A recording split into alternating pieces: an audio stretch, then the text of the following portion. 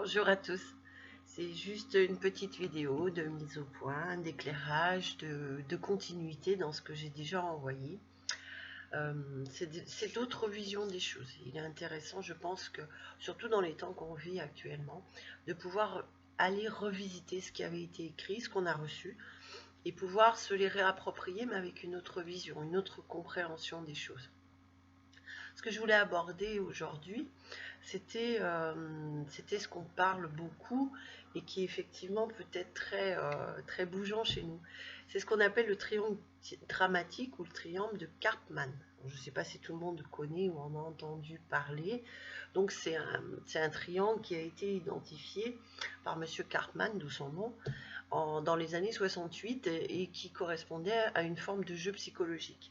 Donc le jeu psychologique était qu'on tournait en boucle dans les trois registres sur le victime, sauveur et persécuteur. Et qu'on se faisait jouer ces trois rôles en alternance. Et donc à la fois de temps en temps on était dans la victime, à la fois on était dans le persécuteur, à la fois on était dans le sauveur. Ce qui peut être aussi assez récurrent chez nous et qu'on peut voir apparaître chez nous, c'est peut-être l'idée de vouloir sauver le monde. Donc on voit bien qu'une part de ce triangle est en place, en tous les cas est opérant. On peut être aussi victime et dans la réalité être aussi dans la victime.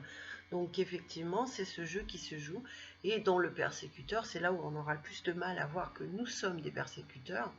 Mais chaque fois que l'on impose quelque chose, chaque fois que l'on impose notre idée, on persécute l'autre, c'est-à-dire qu'on n'écoute plus l'autre.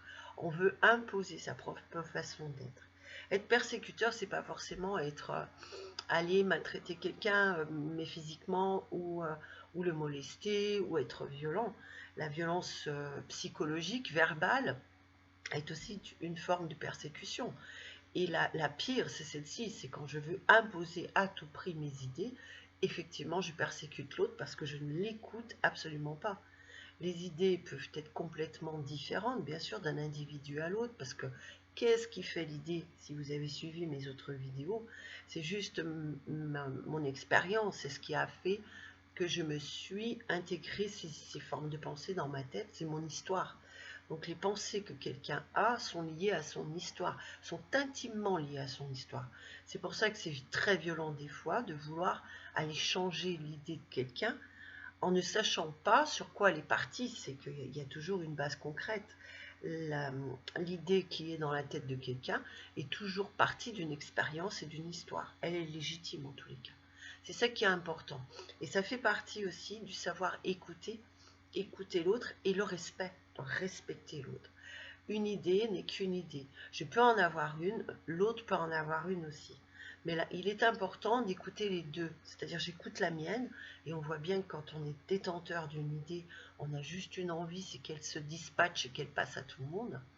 Alors, très certainement que l'idée peut être très bien, mais l'autre, s'il ne l'entend pas, c'est qu'elle n'est pas accessible à son histoire. C'est que ce que l'on est en train de dire est en train de bousculer sa forme de conditionnement, d'habitude, tout ce qu'il a reçu. Des fois, on ne se rend pas compte que de simples mots peuvent aller ébranler quelqu'un. Et pour nous, c'est notre logique. Oui, mais c'est la nôtre. La nôtre ne veut pas dire que ce soit unanime et que ce soit la pensée de l'autre. Ça, c'est une position qui est hyper importante. C'est apprendre à, oui, je pense des choses, mais ma pensée n'est absolument pas celle de l'autre. Ça, c'est se dissocier et de croire que le monde de l'un et de l'autre est le même. Non, le monde de l'un est à l'un, le monde de l'autre est à l'autre. Et être ensemble, c'est savoir s'écouter déjà. Ça commence par ça.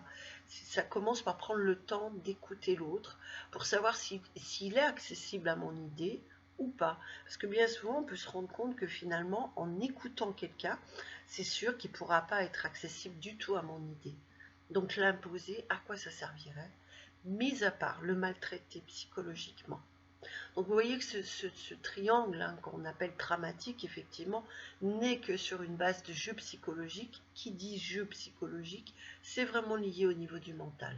Donc c'est vouloir aller dans le chemin de l'autre, c'est de s'imposer dans le chemin de l'autre. Quand on est sur le persécuteur, quand on est en position de victime, ça veut dire dans sa vie, on a des schémas de victimes, reçus ou existants, mais qu'on ne veut pas reconnaître. Donc on se les fait rejouer dans cette réalité. Tout ce que la vie nous amène n'est qu'un reflet de ce qui s'est passé ou de ce que j'ai besoin de comprendre pour évoluer. Notre vie n'est qu'une source d'évolution. Nous ne sommes là que pour ça, pour accéder à une conscience au-dessus. Et au-dessus de quoi? Au-dessus de nos idées qui nous limitent, au-dessus de nos émotions qui nous parasitent. Je parle bien sûr des émotions basses, enfin dites basses entre guillemets, qui sont la colère et la tristesse. Bien entendu qu'elles ont du sens parce que c'est aussi des émotions qui nous permettent de réagir en tous les cas. Donc ce triangle, il a son sens, il a son but. Alors pendant longtemps, on s'est dit, et on a dit en tous les cas, qu'on tournait dans ce triangle. Oui, je pense qu'on y tourne constamment. On passe d'une place à l'autre, c'est-à-dire qu'on essaye toutes les chaises. Ça me paraît assez évident. Donc, ce qu'on peut aussi peut-être aller voir en arrière-fond, c'est que derrière ce triangle, effectivement, ils peuvent se jouer peut-être les trois en même temps. C'est peut-être qu'on n'a pas forcément des traumatismes en nous, parce que dans l'idée de la psychanalyse ou de la thérapie, où on part toujours dans l'idée qu'on a eu des traumas, on a eu des choses compliquées, et que effectivement dans notre vie, ce qu'on se fait jouer, c'est pour libérer ces traumas, ou tout du moins en prendre conscience. Mais pour autant, on peut tout simplement, ce schéma peut être aussi peut-être juste un révélateur de ce qui nous fait obstruction à notre pleine lumière, à être qui on est. On peut prendre le schéma dans un autre sens. C'est-à-dire que la victime pourrait être quelque part une partie de nous qui est victime de ses idées et de ses pensées. Le persécuteur en nous pourrait être effectivement ce mental et ce tout pouvoir et cet ego démesuré qui est en nous. Et le sauveur, c'est peut-être juste la part de mon innocence, de mon côté de mon côté enfant qui a besoin d'être sauvé, qui a besoin de retrouver son sens, qui a besoin de trouver de la justice dans tout ça.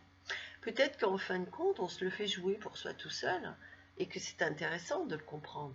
Parce qu'effectivement, quand on est trop enfermé dans nos idées, dans notre mental, on tourne en boucle, on est en souffrance.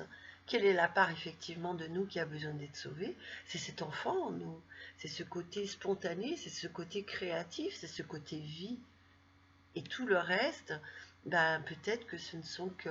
C'est juste une demande de réadaptation, mais par rapport à nous, et peut-être pas forcément par rapport à des souffrances vécues. Il y a de la base, j'entends bien. Je pense qu'on a été dans des années de psychanalyse qui ont été assez longues, et revoir le passé, revoir la souffrance des familles, de ci, de ça. Oui, mais j'ai hérité de ça. Peut-être qu'aujourd'hui, on se crée des excuses pour ne pas y arriver parce qu'on vient de là. Peut-être qu'aujourd'hui, on peut y arriver parce qu'on est là, justement. Mais la bonne question, c'est, est-ce que j'ai envie d'y être là? Est-ce que moi, j'ai envie finalement d'avancer dans cette vie? Peut-être que j'aime bien me complaire dans ce qui était. Peut-être que j'aime bien aller faire remonter ce passé, me trouver une existence à travers la souffrance. Pourquoi pas? Il n'y a pas de jugement à avoir, il y a juste à entendre ce qui résonne en soi. Aller dans le présent et aller dans ce que l'avenir nous offre, c'est du courage. C'est aller sans excuse, c'est devenir finalement responsable et acteur de sa vie. On lâche tout, on n'a plus d'excuses. Les conneries, excusez-moi, qu'on fera, il faudra les assumer, mais pleinement. Et ça ne sera pas dû à un grand-père qui m'a maltraité ou ci ou ça. Non, c'est là dans mon présent. Et peut-être qu'il serait temps aujourd'hui de repartir dans ce sens-là, de cesser quelque part de toujours remettre dans ce passé des excuses valables à mon présent.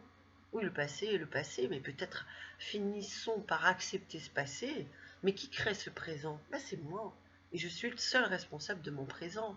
Donc si je me fais jouer la victime, c'est bien moi qui me le fais jouer, c'est pas mes grands-parents, c'est pas mon passé, c'est pas ma génétique, c'est moi.